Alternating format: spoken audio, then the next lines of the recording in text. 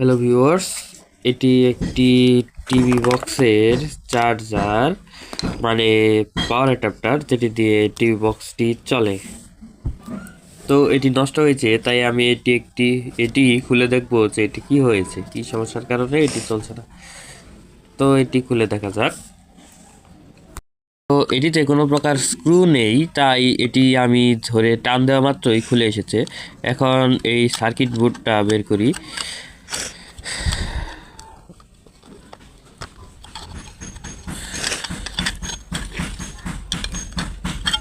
অবাক করার বিষয়, এটা খোলা মাত্র এখানে 3টি ইউএসবি পোর্ট আমরা দেখতে পাচ্ছি, অথচ এখানে কিন্তু কোথাও ইউএসবি পোর্টের কোনো ছিদ্র আমাদেরকে করে দেয়নি।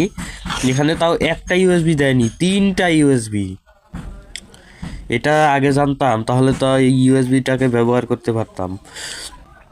শুধু এখান থেকে আমাদের টিভি কার্ডটি চালানোর জন্য তার বের করে দিয়েছে। এখানে যে ইউএসবিও দিয়েছে সেটা আমাদেরকে দেখায়নি। যারা এই টিভি কার্ডগুলো বানায় তারা এই পাওয়ার অ্যাডাপ্টারের ভিতরে এই কাজগুলো করে রাখে, এটা আপনারাও জেনে নিন।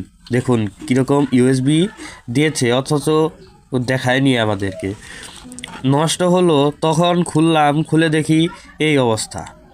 আপনারাও দেখুন এটি। আমি অবাক হয়ে গেছিলাম এটি যখন খুলেছি, তাই আপনাদের মাঝে দেখানোর জন্য এই ভিডিওটি করা।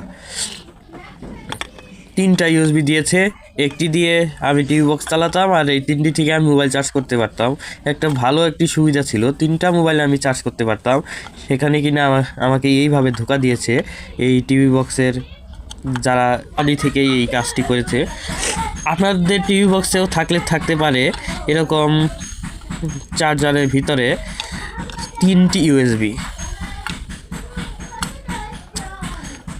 আমারটাকে 3টি পেয়েছি। আপনারা চার্জার খুলে নাও পেতে পারেন, আবার একটিও পেতে পারেন, 2টিও পেতে পারেন। এই ভিডিওটি শেয়ার করে সবার মাঝে পাঠিয়ে দিন, সবাইকে দেখার সুযোগ করে দিন যে এই অ্যাডাপ্টারগুলোর ভিতরে যে ইউএসবি দেওয়া থাকে এই সত্যটা সবাই জানুক, সবাই দেখুক। এই জন্য এই ভিডিওটি শেয়ার করে দিন সবাইকে।